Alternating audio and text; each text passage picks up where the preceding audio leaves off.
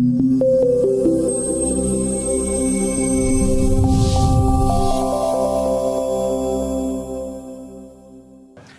this article in Forbes magazine by David Cooperstein, 3 quotes from Forrester Research of 100 executives in a room, CMOs and CIOs equally. Second quote comes from Brian Wong, the CEO of KIP. I'll start with you, Johann, with this one.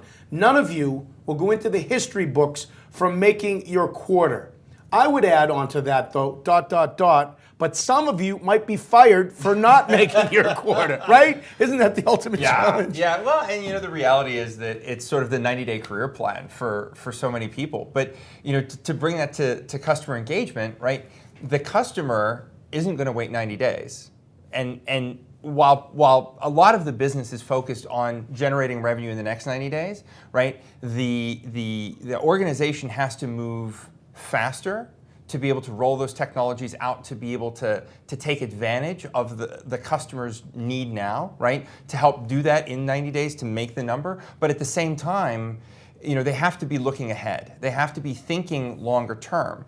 And I think in the end, the leaders who can think longer term, who have that vision, who are focused on engaging the customer, they're the ones who are going to make the difference. And the ones who are focused internally on how do I make the number quarter after quarter, they'll do okay, but I don't think they're going to be the difference makers in the industry.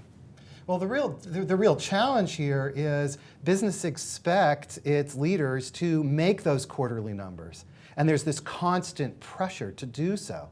So how then can a CIO or a CMO innovate and make change, and yet at the same time still meet those shorter term expectations?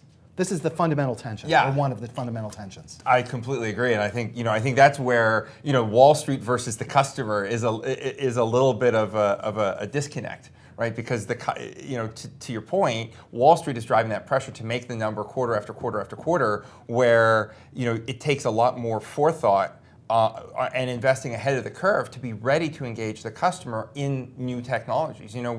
We recently did a segment on wearable tech, right? If companies aren't thinking ahead of the curve, if they're focused on the next 90 days, they're not thinking about how wearable technology is going to touch their customers and how that's going to enable them. So they need to invest ahead of the curve, which, again, it's this balance of thinking ahead and trying to plan it out versus focusing on how do I get the most from my customer today. Well, a quick